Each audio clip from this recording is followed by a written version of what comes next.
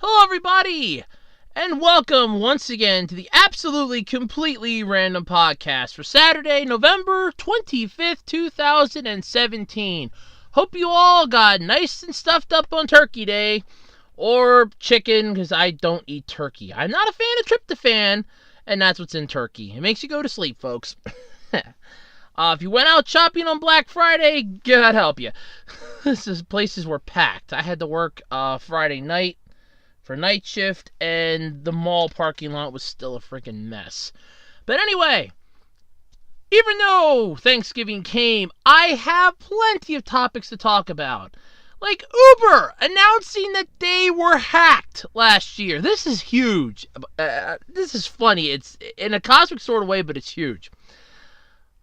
Manga UK has some good news and some bad news, unfortunately, and I'm going to explain what that is. Robby the Robot, that's right, an infamous toy that's worth a crap ton of money. Well, guess what? It just sold for a record $5.38 million at an auction. Holy hell. Time to go digging through your attics, folks, and check your basements, and scour Craigslist. Somebody may not know what they have. A man is planning a homemade rocket space voyage to prove the Earth is flat. Apparently, I guess Christopher Columbus's journey across the world wasn't good enough. Time Magazine has picked its top 10 video games of 2017. Ironic, since there's still like a month to go. But yeah, it's going to be interesting. I have the list. The 20th anniversary Digimon Pendulum toy has been announced for 2018. If you've ever wanted to marry a Japanese character, well, there's a company in Japan that's offering 2D character marriage certificates. And of course, this is one that I was on the fence about talking about or not. The Rurouni Kenshin manga author. Yep, he's facing child pornography charges, and it is causing the downfall of not only the manga series, but the live action film TV series as well. I'll be talking about all that and maybe more. You never know. Maybe there's some Q&A. Maybe there's a random topic of the week. Maybe I'm finally going to go out of my mind. You never know. All this week on the absolutely, completely random podcast. But before we get any further, you know the drill by now. I know you know the drill by now. If you're looking for oddities, collectibles, knickknacks, what have you, come on, it's the holidays. You don't want to go out and shop at a store. Please, brick and mortar, that's so 1999. No. You want to stay in the nice, warm comfort of your home where you can watch your TV and do YouTube and not have to waste gasoline driving to Walmart or Target or Best Buy. Well, remember your online friends in this point. And don't forget to check me out, aroads-2012 on eBay. I have a tremendous amount of oddities, knickknacks, collectibles, and what have you. And guess what? They make great holiday gifts. I mean, seriously, who wouldn't like some trading cards for a holiday gift? And remember, it's not how much you spend on someone, it's the thought that counts. Remember that. So, if you're in the market for collectibles, oddities, knickknacks, what have you, check out my eBay page, aroads-2012 on eBay. And don't forget, you can also follow me on Twitter at OtakuRoads. So, how did my week go? Let's just start off the podcast like we usually do. How did my week go? My week sucked. Flat out, 100% sucked. I'm not a fan of third shift. I'm not a fan of overnight. I hate it with a passion. Besides the fact that I swear I'm getting sick from the lack of sleep and the fact that I'm out in the freezing cold, at least 30% of the time, it's stressful. And it's not good for anybody, including like the supervisors are getting stressed. It's the holidays are coming up, so you have that too. And it just doesn't end well. So you have that. So my week just sucked. Thanksgiving was fun. We had really good chicken. If anybody that ever makes anything with Bisquick, there's a really great recipe on the back. You just don't add the cheese. It does ultimate chicken fingers. That recipe is really good. Now, granted, when my mom and I make it, we have to improvise a little bit because we get bigger pieces of chicken than what they're suggesting. So it's usually like 2 cups, like 2 of the 2/3 cups Bisquick, about 4 or 5 of the half teaspoon of paprika, 2 or 3 of the things of salt, and we don't add the cheese or the garlic peppers. But you can add any of that stuff in if you want. Check it out. It's a really good recipe, and it's what we make. We usually, experiment, add a little bit of stuff to it. It makes it really good, and it really was tasty this year. Had some au gratin potatoes, courtesy of Betty Crocker. It was really good Thanksgiving. Was watching some of The Critic while we were eating. That's the old 1990s cartoon starring John Lovitz. Really good show. Wish it would have gotten a 3rd season, though. But it really was a good show. So we were watching that a little bit. And then we watched Lincoln. My mom, my grandfather, and I, we watched Daniel Day-Lewis and Lincoln. So Thanksgiving was pretty good. But the rest of my week, kind of sucked. It sucked donuts. There, I said it. It sucked donuts. But Thanksgiving was good. Black Friday, I don't go shopping on Black Friday, but I had to go to work that night. It didn't thrill me, the fact that there are still people out acting weird. You have people that are out trying to catch Pokemon for the Pokemon Go thing that's going on right now. If they catch X amount of Pokemon by a certain date, then Niantic's going to release 2 Pokemon that aren't specific to the US. And if you actually just follow the Pokemon Go crap on Twitter and on Facebook, it's Kangaskhan and Farfetch'd. They have the picture of it. If you can't tell what it is, then you obviously don't know Pokemon. They're 2 of the original 150. So there is that. But like I said, otherwise my week blew. It blew chunks. But that doesn't mean that the podcast is going to suffer. I got plenty of topics to talk about. So let's just dive right in this week to the absolutely, completely random podcast, shall we? Alright, so let's talk about Uber. Oh, Uber. I saw this earlier this week when I was surfing the net before I left for work, and this was trending on Facebook, and I started laughing hysterically.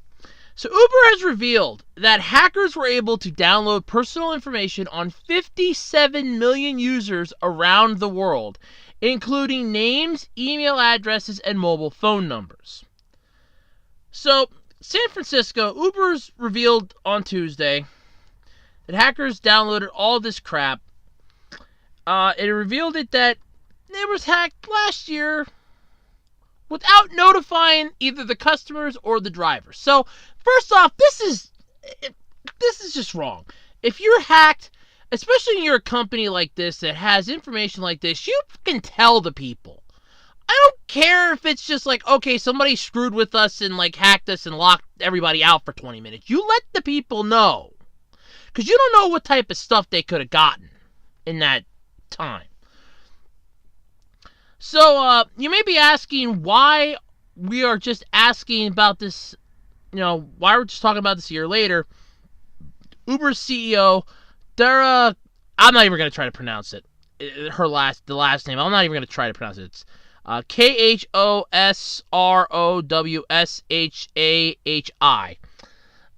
They wrote that in a blog post, quoting it, continuing, I had the same question, so I immediately asked for a thorough investigation of what happened and how we handled it.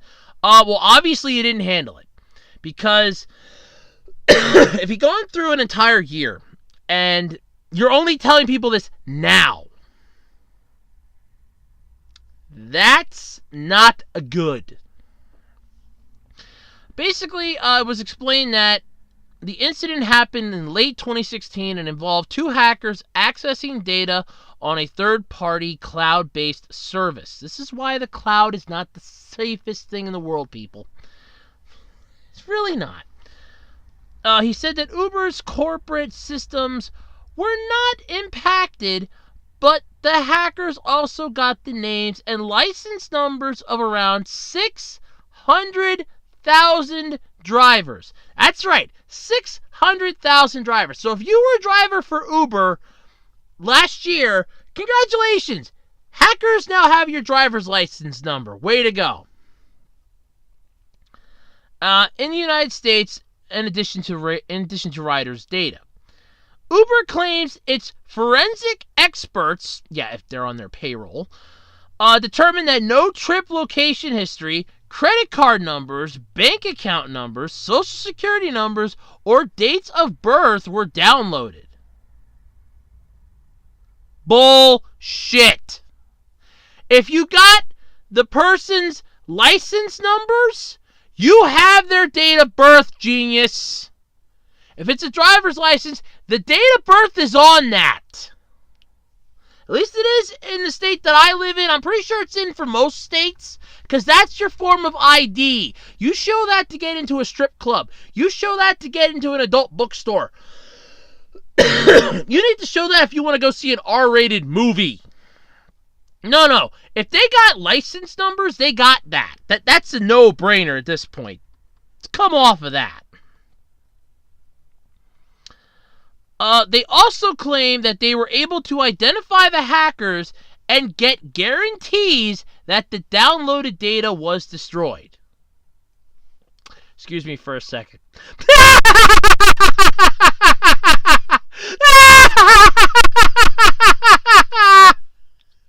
Okay, so you know who... So not only do you know who hacked you, but apparently they spent $100,000 to pay the hackers to delete the data and keep the breach quiet. That's your form of handling this? Yeah, we're just going to sweep it under the rug. Here's $100,000. Delete the data that you found. Thanks for finding the vulnerabilities in our software. But, yeah, we don't want you to talk about this. They're hackers, genius. They're going to talk about this. There is a forum on the dark net. I guarantee you. I don't even know much about the dark net other than it exists. And that there are multiple tiers of it. I guarantee you somewhere in there is a forum on the dark net that hackers go to just to shoot the shit. And they probably went in there and go, I hacked Uber. It was super easy. And you morons just paid them $100,000 to keep their mouths shut. Oh, yeah, sure. That'll work out well. They also reported that Uber's chief security officer, Joe Sullivan, and one of his deputies were ousted earlier this week. Ooh, and are you trying to say that was because of this, or is that an unrelated matter? Uber confirmed the two people who led the response to this incident are no longer with the company. I would hope so. They cost you $100,000. If I'd be working for you and I cost you $100,000, I'm pretty sure you'd fire my ass in 30 seconds or less. I don't even think I'd get a chance in court. It would pretty much just be, Andrew, you're fired. Get the hell out. You'd have security literally throw my ass out the front door. Come on. So here we're back to the Uber CEOs quoting more stuff. As Uber CEO, it's my job to set our course for the future, which begins with building a company that every Uber employee, partner, and customer can be proud of. You failed. You failed that task at the start, and you know it. For that to happen, we have to be honest and transparent as we work to repair our past mistakes. Well, let's see. Your overglorified taxi drivers that are basically little old ladies and, everybody else in the world that can pretty much drive. You got hacked and kept it quiet for an entire year. You're getting your ass kicked by a competition called Lyft. And, there are multiple cities where your freaking service is outlawed. Philadelphia doesn't even want you in their city. So, you want to tell me again how you're trying to make a company that your employees, your partners, and your customers can be proud of? Because the way I see it, your mission statement failed from day one. I mean, how did you pitch this to investors? We're going to make a company that basically is an overglorified taxi service. So, we keep going further into this pile of crap. This gets better and better. Uber said that it is notifying regulatory authorities and offering free credit and identity theft monitoring for the drivers. I would beep and hope so, because honestly, at this point, you've literally just screwed over every single one of your drivers. Because like I said, if they got their driver's license number, there's a good chance that they have their date of birth, their address. Come on. They can just go and hack that crap then. You people royally screwed the pooch on that one, and then just to up and say, well, nothing of value was really taken, none of their, this or that was taken. No, date of birth for your drivers was taken. Their addresses were taken. If they got their driver's license information, their address and date of birth are on that. Come on, people. At least the address is on there, because how else are the cops going to know where you live so that they can come and make sure that you're actually at home when you're drunk if your address isn't on your license when they confiscate it from you? They need to know where you live so they can drop your ass off. Come on, that's hilarious. However, this isn't the first time, though, that Uber was hacked.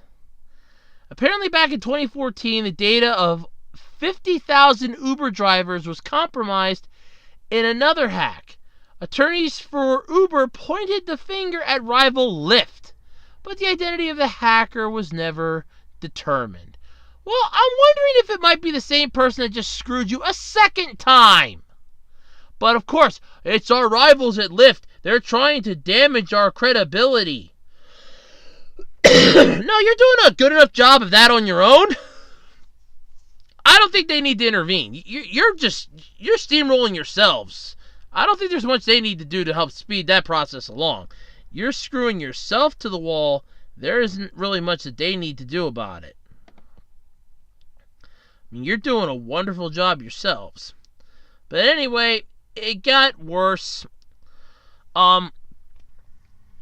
As the CEO once again was quoted as saying, "None of this should have happened. And I will not make excuses for it. What you've done so far is made excuses for it, because every single thing you've said so far in this article is BS.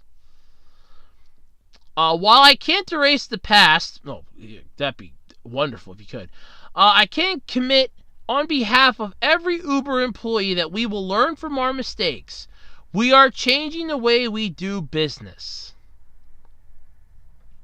So you're eventually going to go back to just handing out overglorified money boxes, or you're going to have them figure out another way to make cash, right?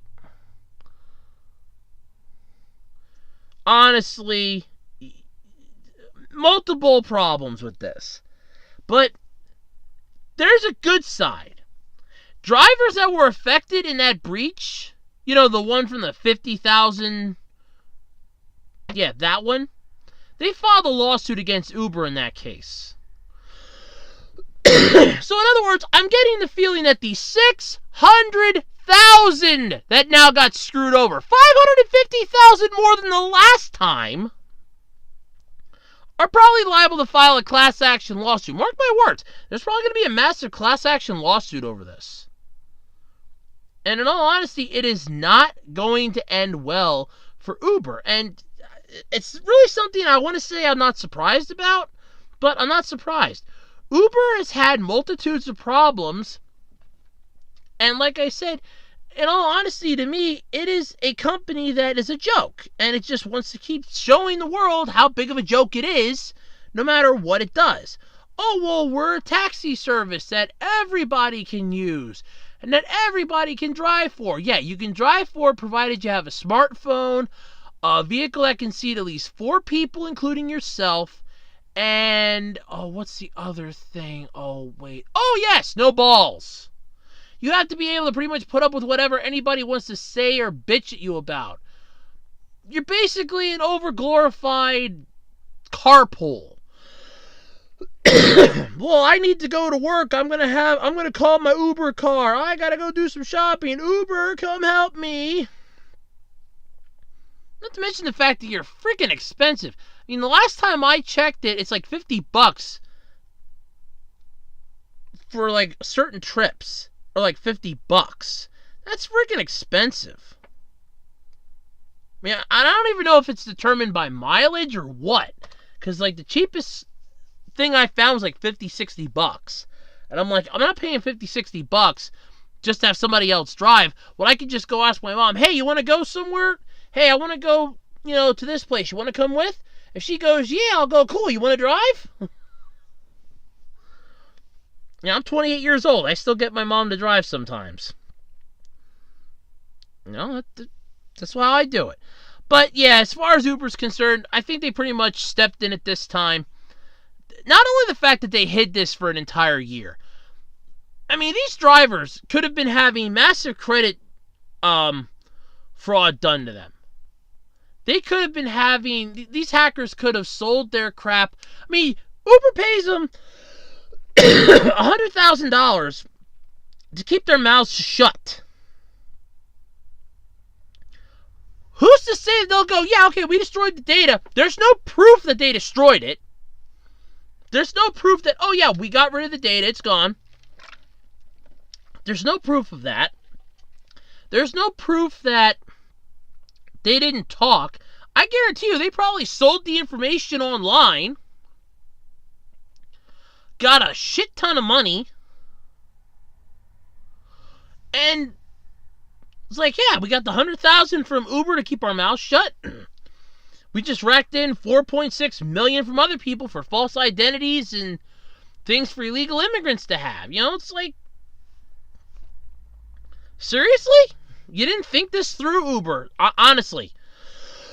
And like I said, everything then that you just keep coming up with, it was all just 100% BS. The more you spoke, the more bullshit I was hearing.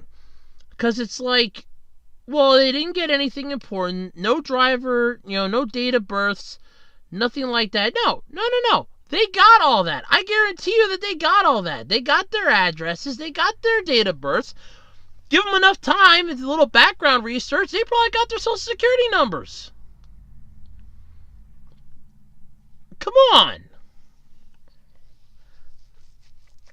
Uber, honestly, at this point, after this, if you manage to survive this, I would seriously consider just packing it in and calling it quits at this point.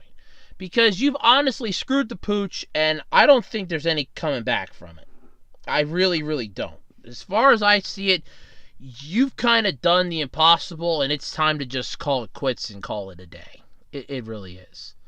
But then again, you never know. Then people have to do Lyft, and then Lyft will get hacked, and then all that fun stuff happens all over again. Stupidity. If only there was a cure for it. Time for a blast from the past. Do you remember Robby the Robot? Well, okay, taking that my audience is probably younger than me, I'm gonna go with no. But if you've ever seen old school black and white films, or if you've ever watched Pawn Stars, or if you ever did listen to some of your relatives, like your grandparents, your uncles, your aunts, your parents, things like that, chances are you probably heard of Robby the Robot. He was the star of the 1956 science fiction classic Forbidden Planet, which, by the way, was not good. I did see that. It's not a good movie. How the hell is that a classic? I will never know. Not exactly a good movie. There's one for Cinemassacres to review. Get on that one, nerd. So, he also appeared in an MGM science fiction movie, The Invisible Boy. Well, that's just it. He's popular. And records, to be quoted, are meant to be broken. And Robby just crushed it. The famous mechanical character from the 1956 science fiction classic just sold on Tuesday in New York. Mind you, for a whopping $5,375,000. That's right, $5,375,000. The record price for a movie prop, according to Bonham's auction house. His price beat out that of Marilyn Monroe's white dress from the 7-Year Itch and the original 1966 Batmobile, each of which sold earlier this decade for $4.6 million, according to Bonham's. To be fair, the final price tag for the white dress was $5.6 million, but that included a $1 million commission on top of the $4.6 million winning bid. So, there's that. The name of Robby's buyer wasn't disclosed. Well, no duh, they don't want to get mobbed and robbed. The damn thing just sold for over $5 million. It means you had $5 million to piss away. Chances are you probably have some nice shit in your place, and they're going to try to track you down. I wouldn't disclose the name either, morons. But William Malone, a filmmaker, collector, and Robby's previous owner, was shocked by the sale price. I would be shocked by the sale price too. Mostly for the fact that, hey, I just made over $5 million! Woo! Da da da da da da. That's when you start playing the Price is Right music on your phone. You start buying the golden toilet seat. Yeah!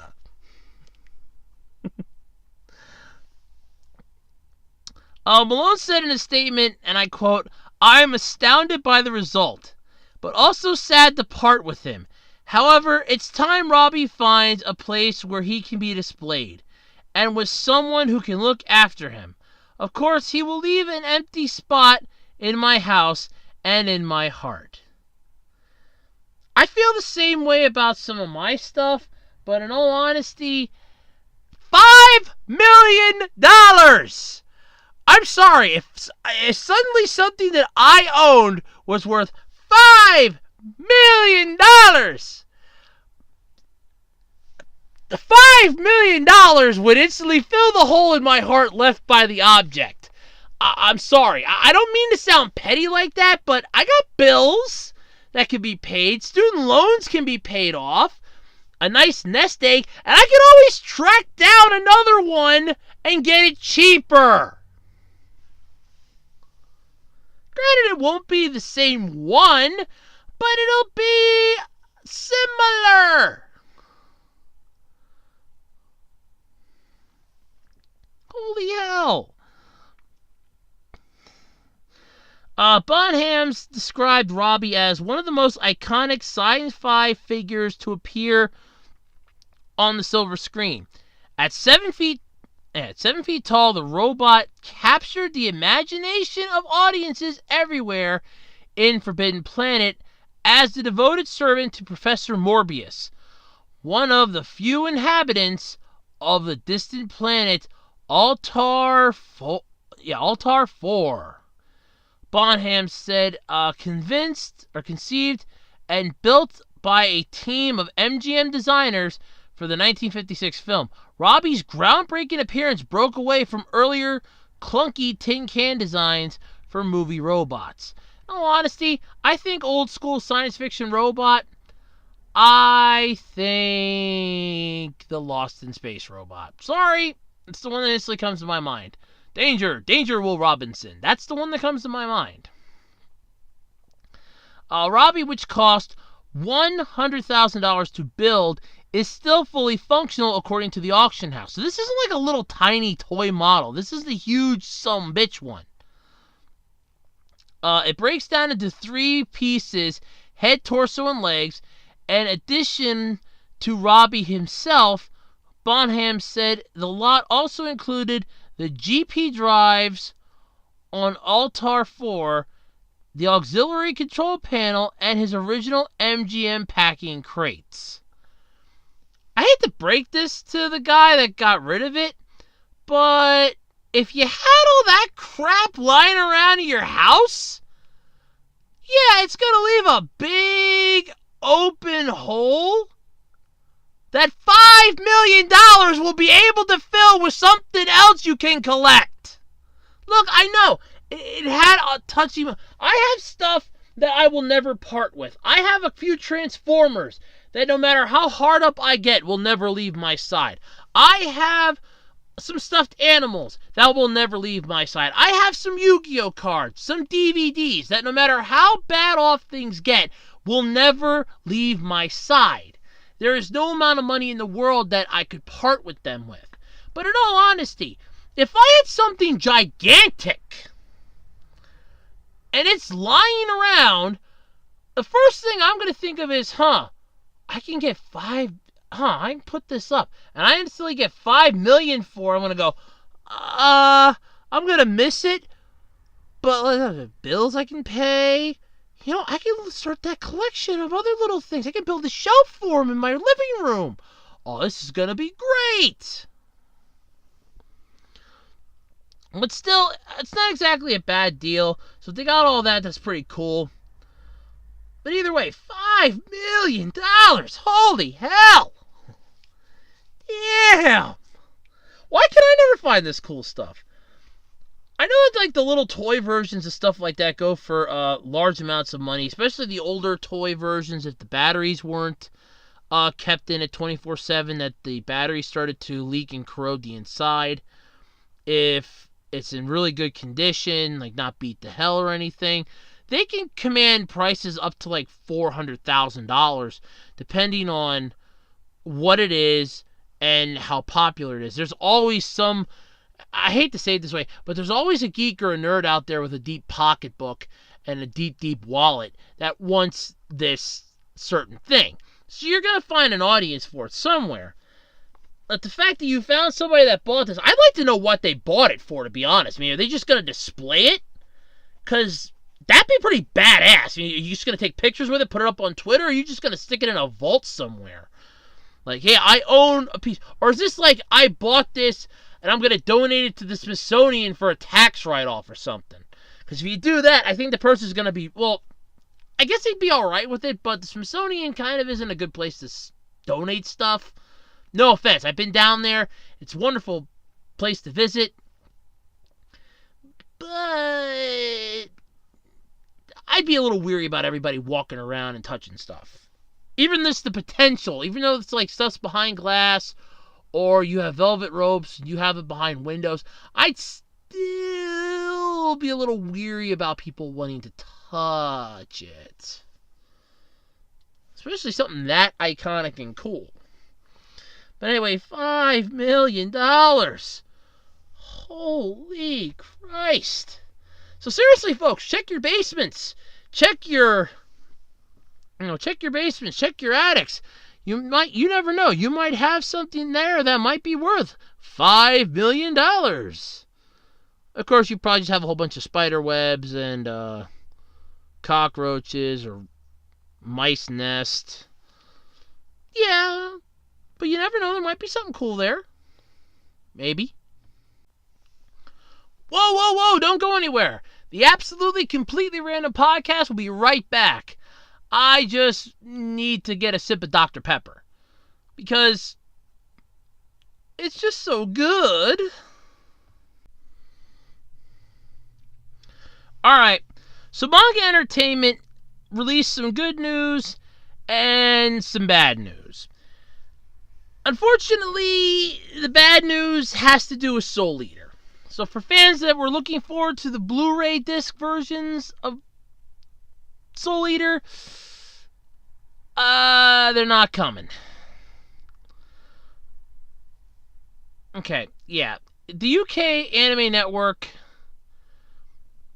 or Manga Entertainment UK, or Manga UK, however you want to put it, basically announced on Twitter earlier in the week that their Blu-ray release of Soul Eater, the complete box set, has been shelved.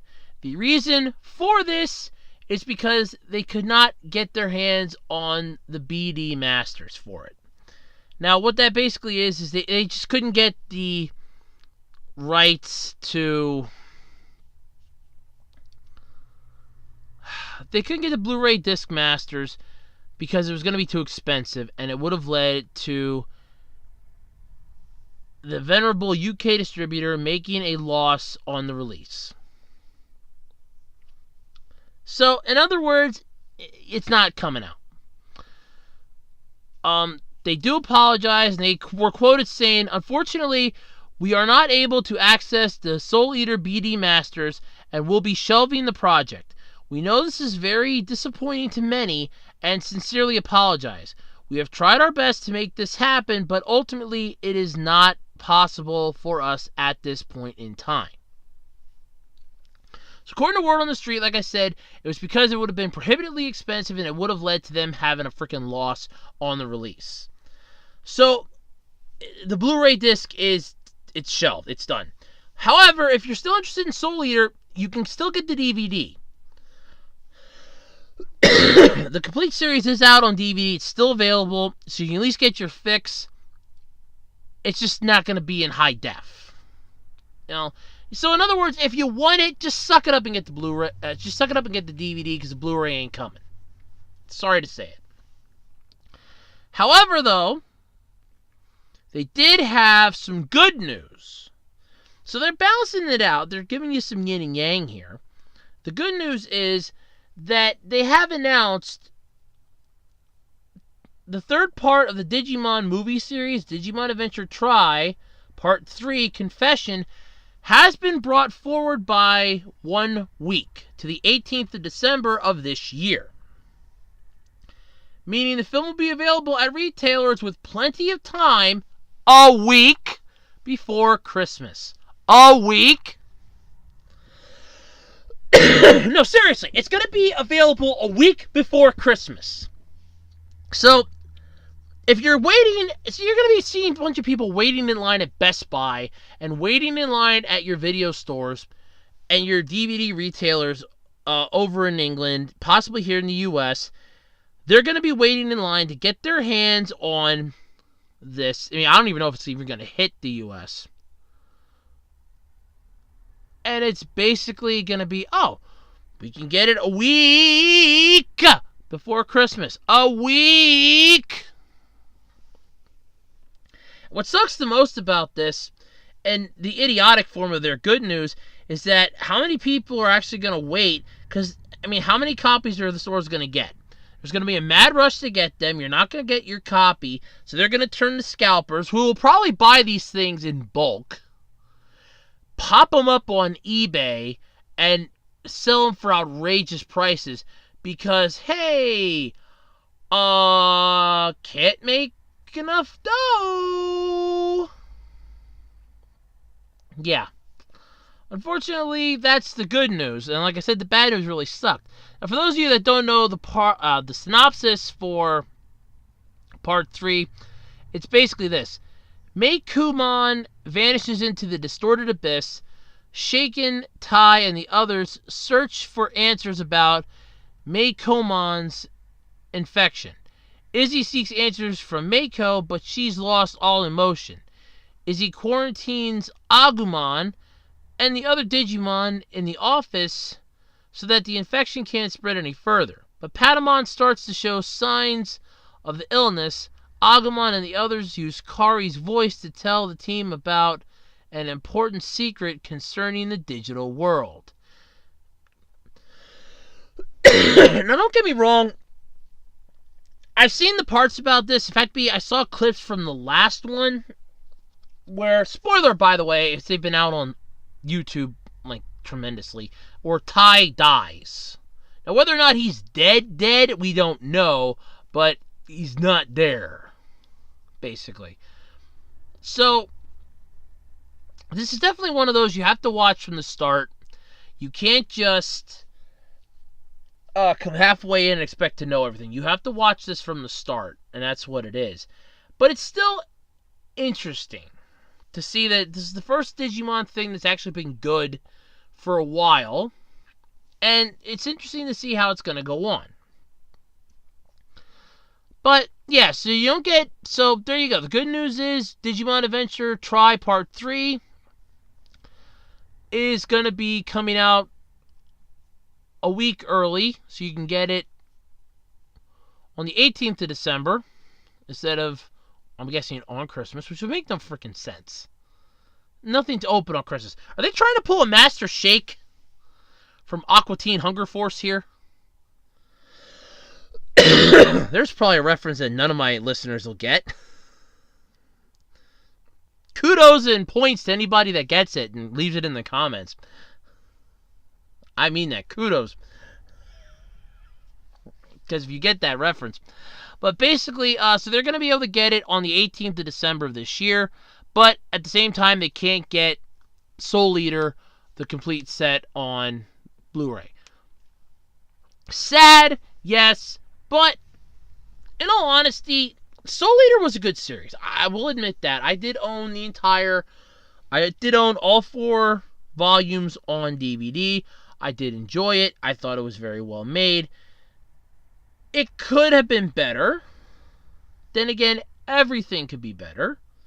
I have yet to see I have yet to watch one anime series that I haven't had one gripe about or one small problem with, but not one that would annoy the hell out of me.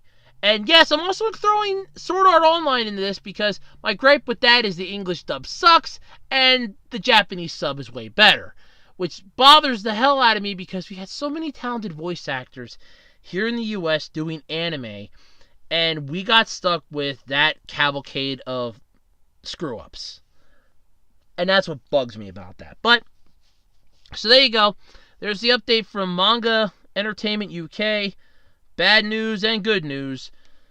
But, hey, remember, they're only human, and humans do make mistakes. At least, to my knowledge. Don't touch that backspace button, or Alt and the back arrow key, or hit that back button. The Absolutely Completely Random Podcast will be right back. No, seriously, don't go anywhere. It's going to get better, I promise. Really.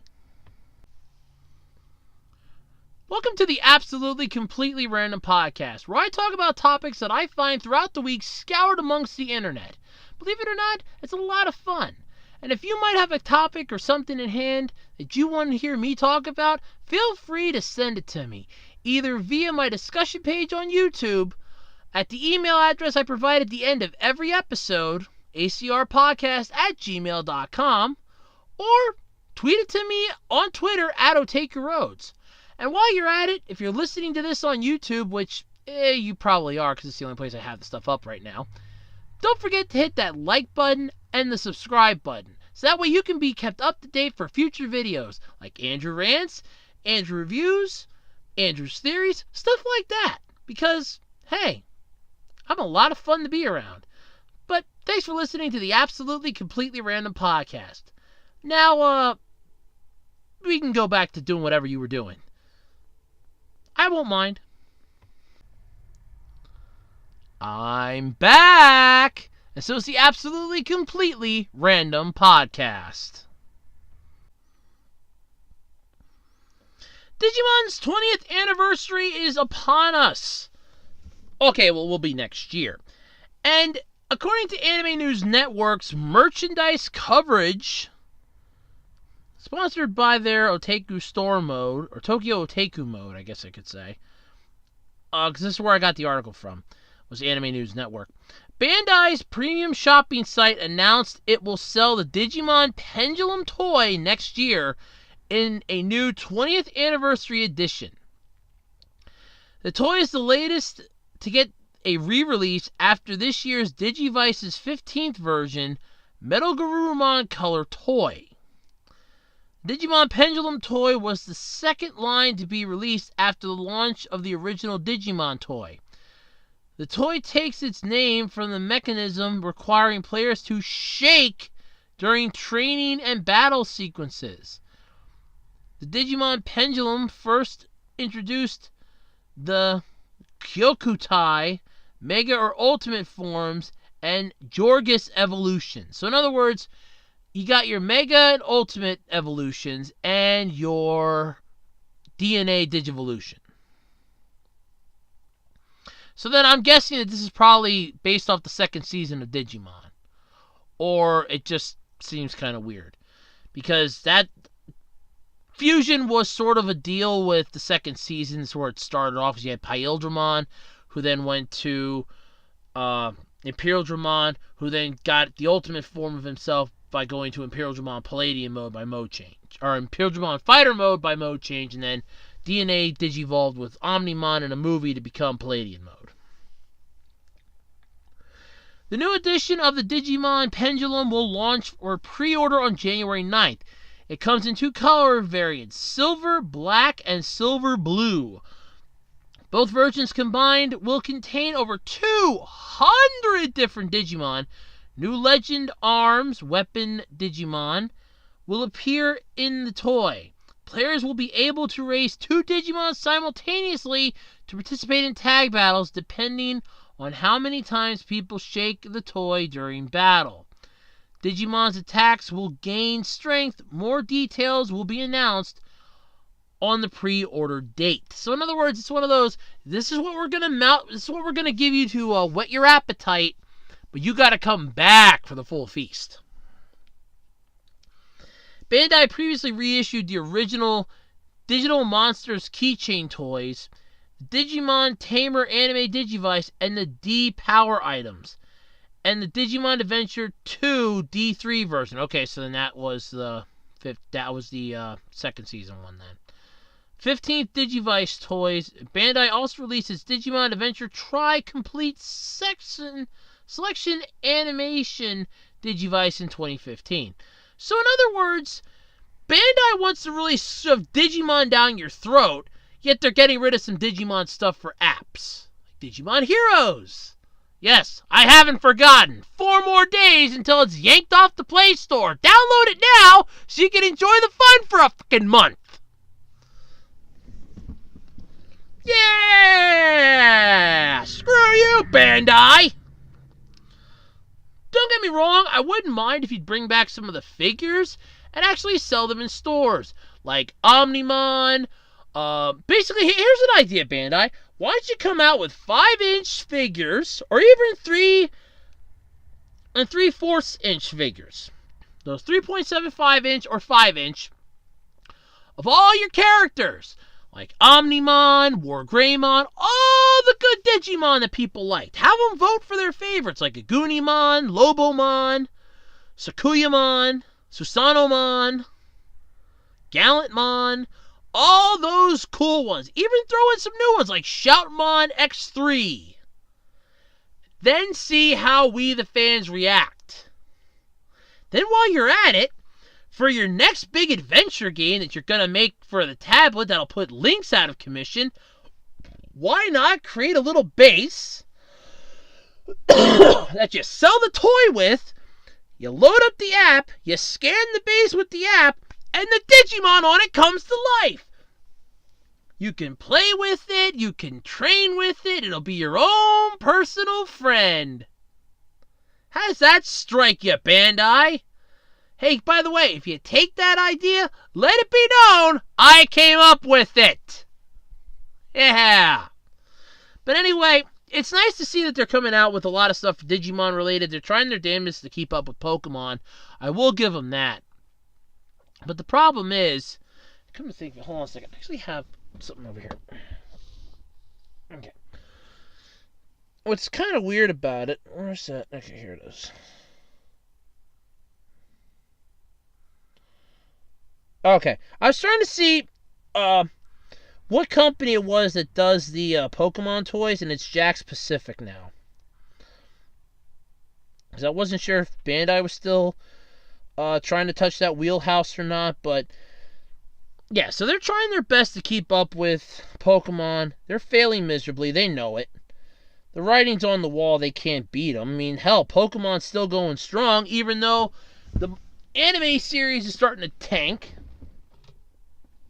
Mostly because of that stupid new redesign they came up with for Ash. The anime is starting to go downhill. It's becoming the same old story, same old song and dance.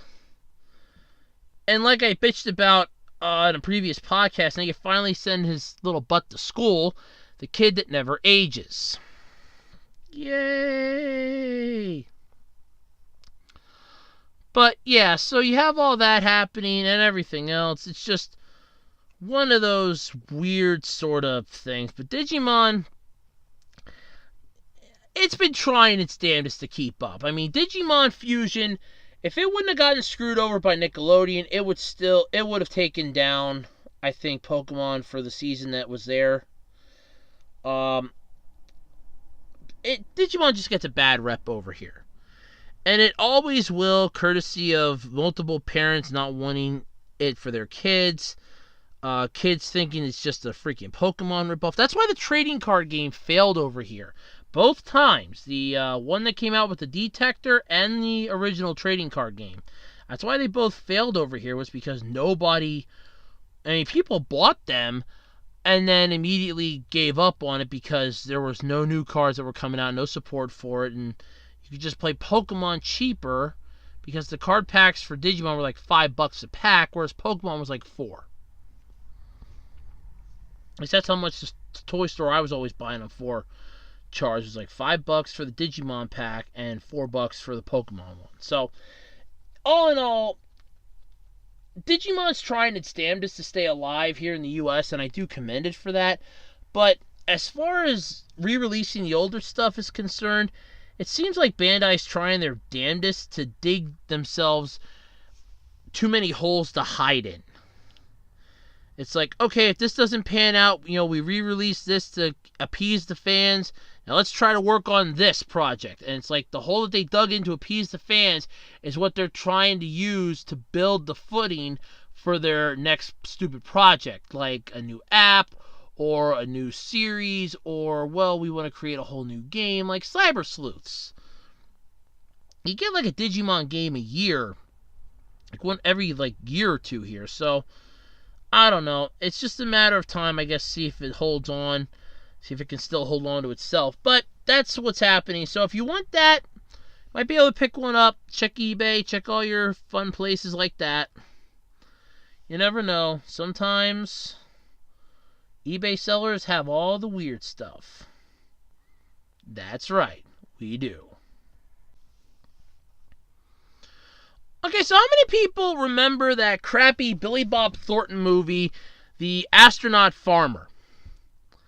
If you don't, let me give you a little rundown of it. A farmer builds a rocket ship, gets pretty much called out on the fact that he wants to travel into space, gets screamed at by the government for doing it, makes a really funny quip to them, and does it anyway, circumnavigates the Earth in space, and comes back home. Not a good movie. Just want to point that out. Well, some man is planning a space voyage of his own to prove the Earth is flat. So first off, I want to know what the whole deal is with people swearing to God the Earth is flat at this point. I mean, we've seen satellite pictures, morons! But then again, there are people that still swear that all that shit's fake, that there's nobody on the International Space Station, that they're in a freaking soundstage in Hollywood. So, here we go. Mike Hughes told the Associated Press that he thinks that people mistakenly believe the Earth is round because of a conspiracy among astronauts. Oh, God, this would be good. Okay, sure. So, I'm wondering, is this guy one of those many people that believes Apollo 13 was rigged or was just completely staged in a theater in California? Because I think Jim Lovell will have a few words to say about that. I think all three of the people that were in space. Okay, well, Jack Swigert doesn't count. He passed away, sadly. I don't even know if the other two are still alive. Well, I don't even know if the other two are still alive anymore. I don't know. But you figure, I think they would have a few words to say about it. Not to mention the people on Mission Control would have a few things to say. He plans to prove that we in fact live on a flat disk by launching himself into space and snapping a photo. Okay, let's all revel in this person's idiocy here. If only there was a cure. The 61-year-old has spent the past few years and $20,000 building his own rocket to make the journey. Hope he can break through the upper atmosphere and pass the gravitational pull of the planet, asshole. For the record, as a limo driver, he has no formal training in space launches. As a limo driver. This is getting better. I don't believe in science, said Hughes, whose main sponsor for the rocket is Research Flat Earth, a group that promotes the idea that we aren't all living on a spinning ball. I know about aerodynamics and fluid dynamics and how things move through the air, about a certain size of rocket nozzles and thrusts. But that's not science. That's just a formula. There's no difference between science and science fiction. No. There is a huge world of difference between science and science fiction. Science is something that can be proven. Science fiction is like Doctor Who, Star Trek, Star Wars, Mystery Science Theater 3000, if you really want to go that far into science fiction. God, there's like so many others I can pick here. The Last Starfighter, that's science fiction. On Saturday, oh god, okay, this would be good, okay, so I'm guessing this is today, because this was on the 22nd that this article was posted. On Saturday, which is today, he plans to blast off over Amboy, California at speeds of up to 500 miles per hour from a mobile home that he purchased for $1,500 and converted into a launcher.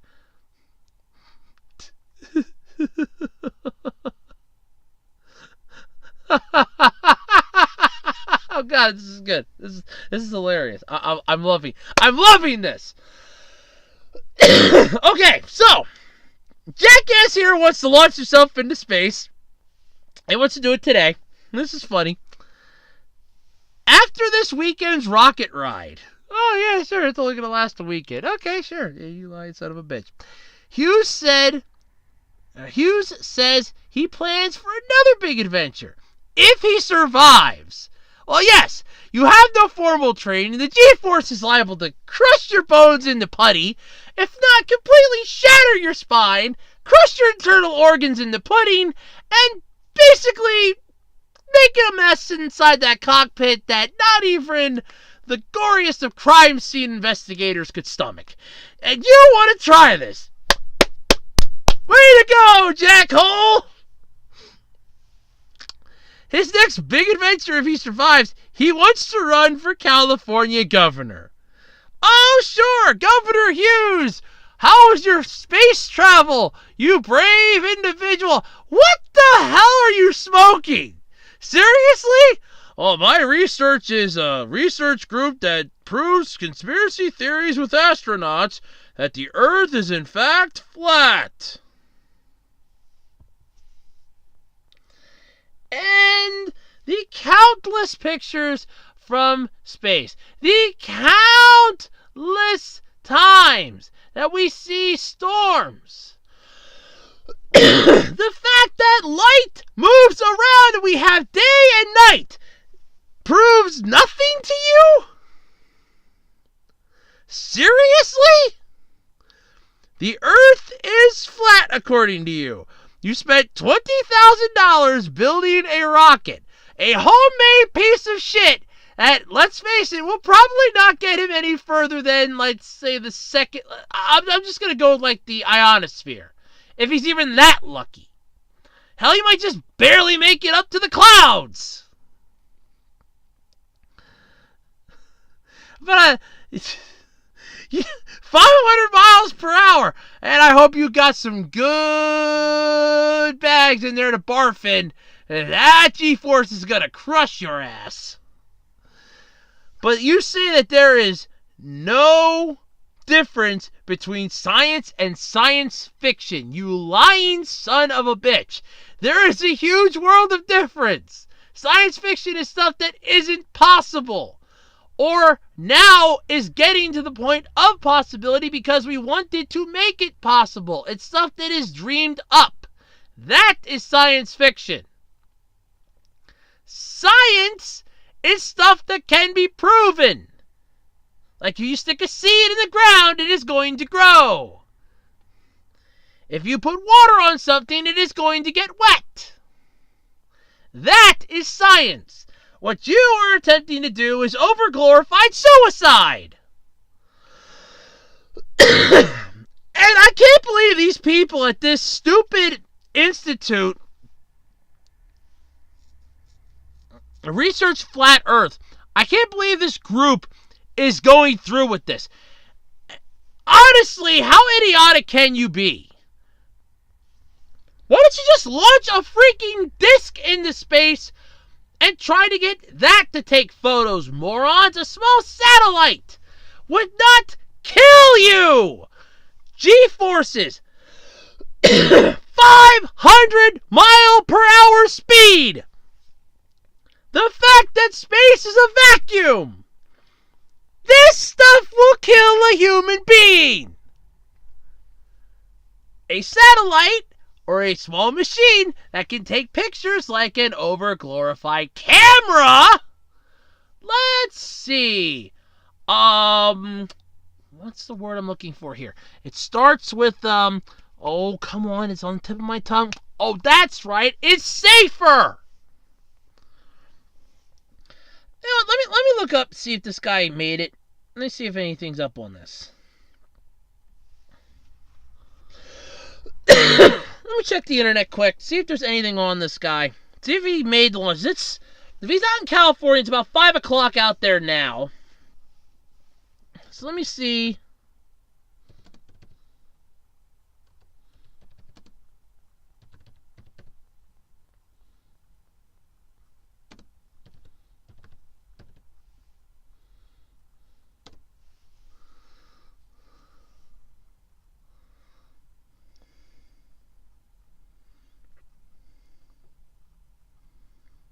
Let me see if this guy made it or not. Let's see if I can find anything here.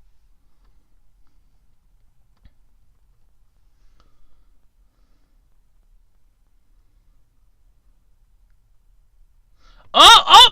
Breaking news, folks! He has postponed his plans! According to Newsweek... Whew, I really got a bad cough all of a sudden. According to Newsweek, the man who hopes to prove the Earth is flat in his homemade rocket postpones his plans. Aww. In an effort to prove the Earth is flat, 61-year-old Mad Mike Hughes plans to launch himself thousands of feet in the air in a homemade rocket. But his launch, which was originally set for Saturday, has been postponed. Hughes was originally planning to conduct his experiment over Amboy, a ghost town situated along Route 66 in California that has a population of 4. Let me guess, tumbleweeds? However, the Bureau of Land Management, BLM, reportedly informed him that he cannot launch... I hate when videos just pop up. Okay, where was I? Oh, yeah. Let's see. Yeah. However, the Bureau of Land Measurement reportedly informed him that he cannot launch his scrap metal rocket on public land. Oh, that's a burn! Sorry about that, though, folks. The small video popped up, and I didn't catch it in time to shut it off. I didn't even know it was going to come up. I didn't even see it. According to Hughes, the federal agency told him his experiment was a no-go. But Samantha Storms, BLM spokeswoman, said she was unaware of any communication between the self-taught rocket scientist and the agency.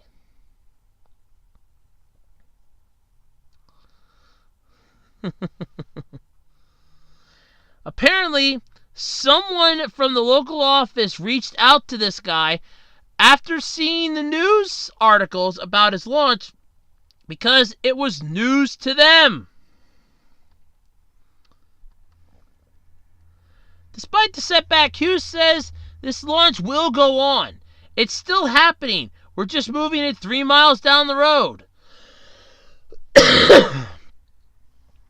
This is what happens anytime you have to deal with any kind of government agency. If successful, Hughes' rocket will launch him a mile into the sky at 500 miles per hour, according to the Associated Press. Well, then it won't take very long, will it? If you're not scared to death, you're an idiot, he told the Associated Press. It's scary as hell, but none of us are getting out of this world alive. I like to do extraordinary things that no one else can do, and no one in the history of mankind has designed, built, and launched himself in his own rocket. Wait a minute! Wait a beeping minute here! Hold the phone! Hold the phone! Alright, hold on a second. There's a little more on to this. This is not the first go-round that this guy's had. In January of 2014, he launched himself 1,374 feet in the sky aboard a different homemade rocket. Upon landing on the ground, he collapsed and spent a few days recovering from his launch. At the time, he wasn't a flat earth believer like rapper B.O.B., but his ideology has since changed. His main sponsor for his latest launch is a group called Research Flat Earth, whose name is inscribed in large bold letters on the side of his rocket. For branding. Yeah. This launch is just the first phase of his journey to prove the Earth is flat. In the future, he hopes to travel to space and take a picture of the disc-shaped Earth. I don't believe in science, Hughes told the Associated Press. I know about aerodynamics and fluid dynamics and how things move through the air, about the certain size of rocket nozzles, and thrust. But that's not science. That's just a formula. There's no difference between science and science fiction. No. There is a huge difference. But you said that nobody... Hold on a second. Hold on a second here. Because I'm almost sure that this stupid movie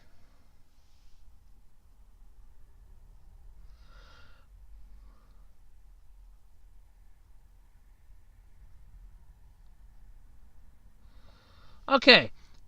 The Astronaut Farmer was a 2006 American drama film directed by Michael Polish, who co-wrote the screenplay with his brother Mark. The story focuses on a Texas rancher who attempts to construct a rocket in his barn and launch himself into outer space. Okay. But it doesn't say if it was based on a real-life thing, so I'm guessing he might have a point here. But seriously, nobody's ever done this before? Bullshit! Nobody that we've ever heard of has done this before. Don't try pulling that I'm better than you crap. Because you know we're going to call you out on it. Nice try there, pal. Nice try indeed. But you, sir, have failed. Postponing your launch, hopefully, and I do mean this, hopefully somebody locks you in the insane asylum, because I think you need to be in the rubber room with the coat that makes you hug yourself. Because honestly, you're crazy if you think you're going to go up into space, survive, no training, no nothing, just to prove the Earth is flat. What are people going to do next? Seriously. Alrighty. So, how many of you out there have ever fallen in love with an anime character? Or a two-dimensional character? Okay, come on. You all know you have at some point in time. A two-dimensional character that you just have like posters of all over the place. The one that you buy the folder for because you see it at your local Walmart or your local Barnes & Noble or some other place you buy folders and binders. Or you see it online. Stuff like that. You can't tell me you don't have one. Everybody has one. Well, if you do, either be it a man or a woman of your dreams, well, guess what? If they're two-dimensional, I got some good news for you. There's a company in Japan that is offering marriage certificates for 2D characters. That's right. So if you're looking to get hitched, there's a slight, hitch. One company in Japan has the thing for you, Gatebox. It's a company that lets you experience cohabitation with characters. Is releasing marriage certificates for 2D loved ones. The certificates, which will come in 4 designs, can be used for traditional 2D characters as well as those from 3D or VFX anime. Non-human characters such as elves are okay, but the press release makes clear no living humans are allowed. This is only for those that you can never touch. Yeah, that's right. Certificates have no legal effect. They're literally just a gag gift, basically. They're only offering the certificates, though, until December 7th, so if you have a 2D sweetheart, get to it. I did check out the certificate. The problem is I can't read kanji. So, unfortunately, I don't know what any of the questions are. I can't fill it out, and you have to go, I think, to the office then to have it stamped and everything else, so it's sort of a drag, because if you live outside of Japan, I don't think you're going to be able to do it. But that would be cool. There are a couple anime characters I wouldn't mind marrying, and it's not in a weird way. It's just, I enjoy the company. I think they're really cool. But, yeah, so that's the entire concept. If you're interested in it, you can check it out. But, in all honesty, it's literally nothing more than just a gag gift. In all honesty, it's just a gag gift. Not exactly a gift that you get somebody because you feel sorry for them. It's a gift that you get somebody because you know they're going to get a kick out of it. You know it's going to brighten up their day. You know it's going to make them smile. That's why you get the gift for it. But in all honesty, it's still kind of, to understand it. But the fact that you can't, there's no English version of it, so I doubt anybody outside of Japan will be allowed to actually get one of these. So that does kind of suck, because I would like to get one. But at least just to test it out in theory. But then again, I can see the point of not allowing outside of Japan because, you don't want to have it outside Japan. It has no legal effect anyways. You could just make your own at that point and just get a stamp for it. But still, it's kind of interesting that a company's going to this length to make a gag gift like this. I think this actually shows some really ingenious creativity, at least on their part, for we're going to try our best to do something stupid, but at the same time, it's going to be stupid with just a hint of flair. And that seems to be what they're doing, and I do have to commend them for that. It is kind of cool. what they're doing. But yeah, it's mostly a gag gift. There's not really much to say about it. It is kind of funny though, but at the end of the day, it's literally just a gag gift. That's all it is. Alright, time to talk about a topic that I really was hoping to avoid this week, and I actually kind of had it on the back burner of, do I want to talk about it or don't I? But this has actually gotten pretty far out of hand now at this point that it kind of bona fides itself into a topic because it's widely known at this point. So, the manga creator, the manga artist for the Rurouni Kenshin, Nobuhiro Watsuki, the 47-year-old manga artist, is facing charges for possession of child pornography. The Tokyo Metropolitan Police Department pressed the charges on November 21st, and the case has been sent to the prosecutor's office.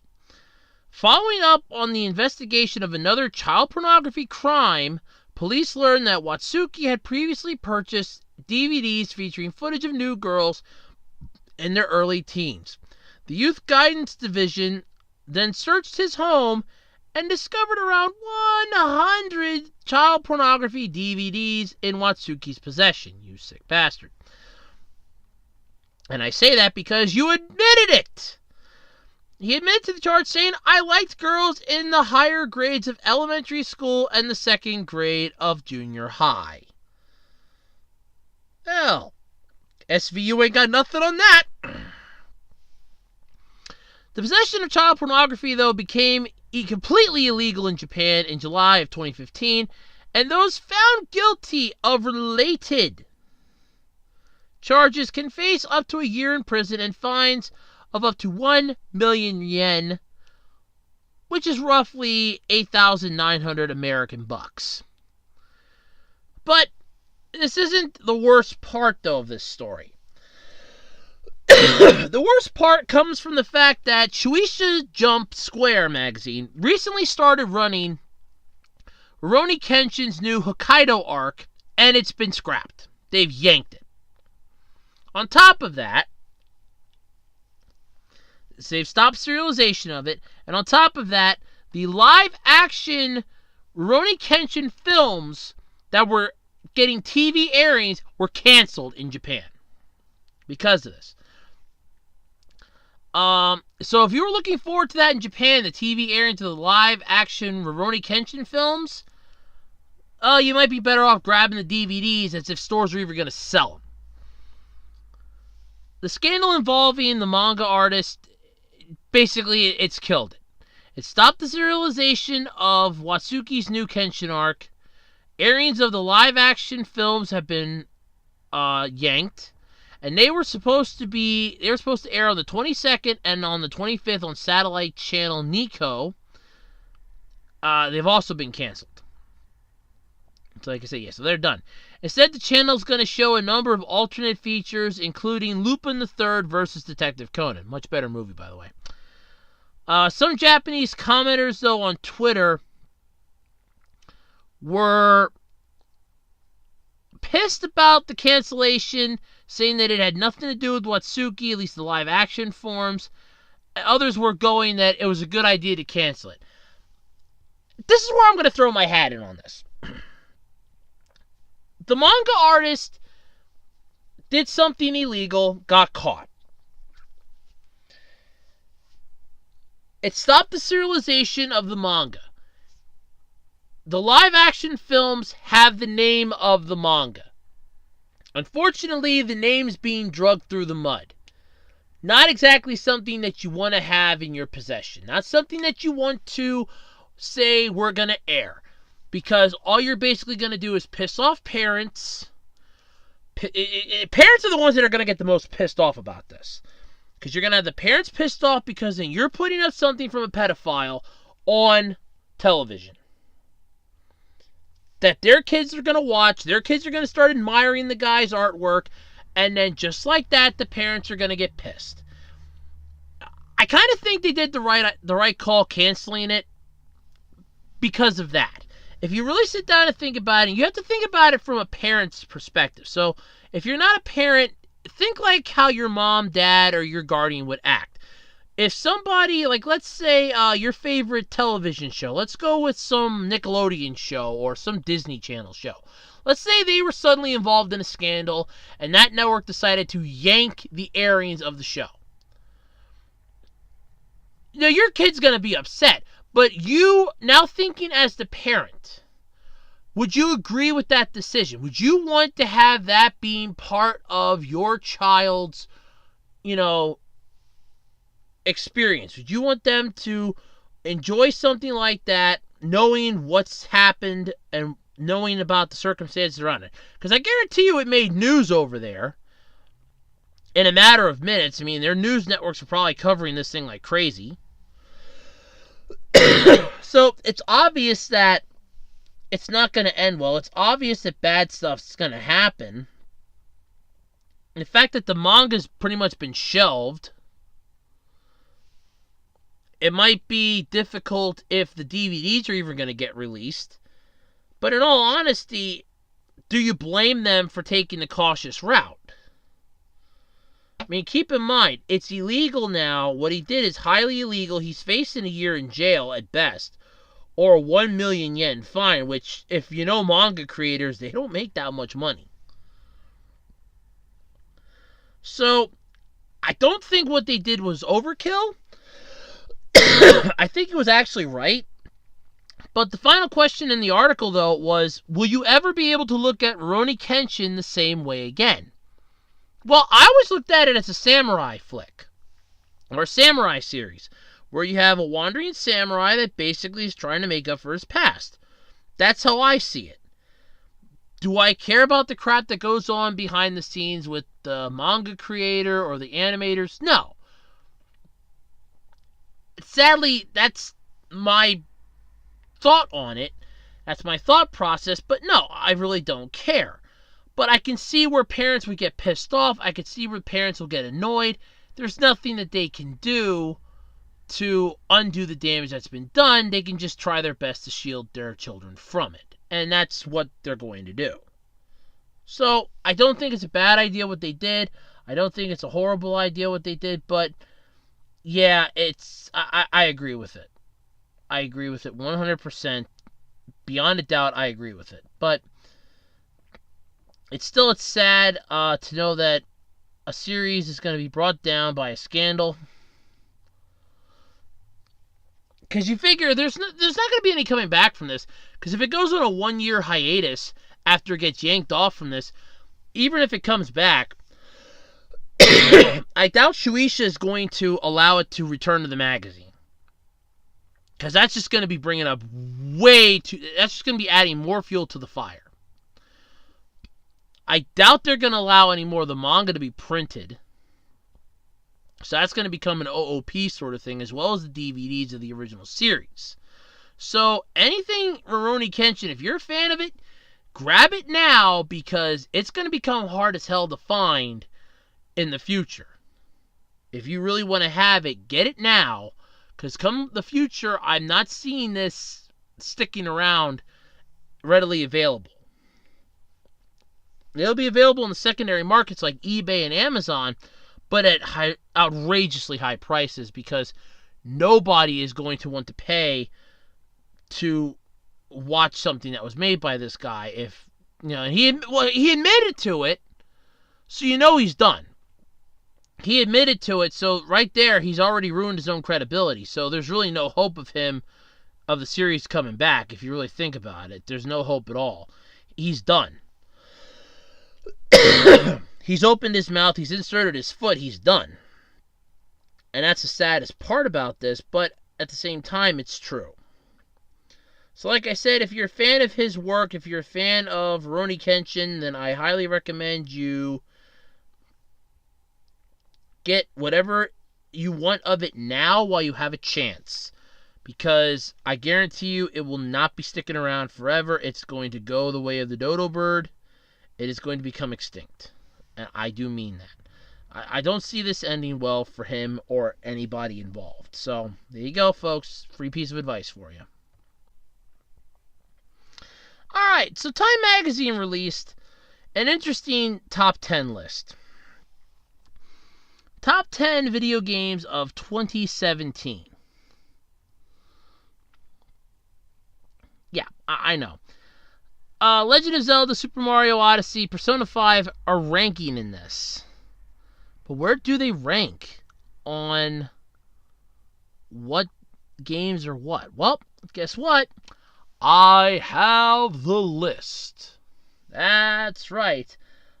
I have the list. Deep hidden in the bunker of Time Magazine, I found the list in the article that I got the information from. So here's the full list, and I'm going to do it from 10 to up. So I'm going to do it in descending order. Or ascending order, I should say. So number 10, Destiny 2 came in at number 10 for the Xbox One, PlayStation 4, and PC. Number 9 was Horizon Zero Dawn for the PlayStation 4. Number 8 was Mario plus Rabbids Kingdom Battle for the Nintendo Switch. Number 7, PlayerUnknown Battlegrounds for the PC and Xbox One. Number 6 was Cuphead for the Xbox One and PC. I'm amazed it didn't get higher because of all the videos on YouTube for it and some of the high-up YouTube Let's Players playing the hell out of that thing. Number 5, ironically, goes to Persona 5 for the PlayStation 4. Wolfenstein 2, The New Colossus, squeezes in at number 4 for the PlayStation 4, Xbox One, PC, and Nintendo Switch. And it's just all around on all the consoles. What Remains of Edith Finch for the PlayStation 4, Xbox One, and PC scored at number 3. Super Mario Odyssey for the Nintendo Switch comes in second place. And number 1... The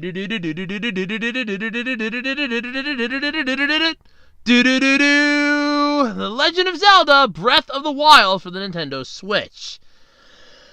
Now, what's funny, though, about this list is that, I mean, there's still a month to go in 2017.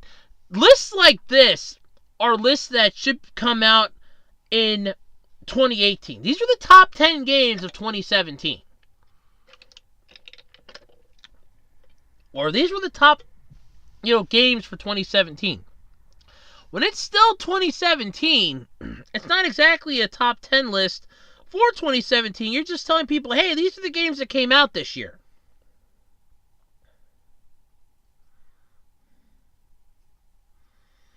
So it's not exactly a welcomed thing, but at the same time, it's understandable. And kind of idiotic, but still pretty cool. So, did yours rank on here? Did you think a game would have been better? Well, I guess you could let them know. But then again, they're probably just going to ignore you anyway. But still, that's kind of neat. Super Mario Odyssey is number 2, and that recently came out. Legend of Zelda Breath of the Wild was like a Switch launch title, if I remember right. So that's kind of cool. That got number 1. So I guess a lot of people do like that game. Destiny 2, I've seen so many commercials for it, I'm just sick and tired of it. I didn't even know the Mario Rabbids game even came out. I don't know what the hell PlayerUnknown Battlegrounds is. And like I said, I'm amazed Cuphead didn't get further up the list because of all the YouTube videos on it. So, seriously. And What Remains of Edith Finch sounds more like a movie than it does a game. But either way, it's the entire list, so it kind of sucks. So the brand new consoles, and those are the lists that you get. Wow. It's kind of sad, but at the same time, kind of interesting. But still, it's only 2017. Maybe 2018 will have better games. Alright, folks, that's pretty much going to do it this week for the absolutely, completely random podcast. It's been one great week, at least podcast-wise. Like I said, my week in general just sucked. I'm hoping next week's going to get better, but I want to say I doubt it, but I'm trying to look on the positive side, but I don't see it getting better, at least immediately anyway. But anyway, if you have a topic or something you want to hear me talk about in a future podcast, or you just have a couple questions you want to ask me for a future Q&A, feel free to shoot them to me. Not literally, I mean, just like send them to me digitally. Either via the discussion section of my YouTube channel, which is really cool to have, where you can discuss stuff with other fans, and including myself. I pop in there from time to time and check things out. You can send me topic ideas there or questions as well. You can also email them at acrpodcast, that's all lowercase by the way, acrpodcast@gmail.com. You can also feel free to send me any questions or topics via my Twitter account at OtakuRoads on Twitter. Because, well, I enjoy spending time with my fans and I enjoy listening to your comments and reading them. It gives me a lot of joy. It really does. So, until next time, I'm Andrew Rhodes, and this has been the Absolutely Completely Random Podcast. Bye, everybody, and have a wonderful week.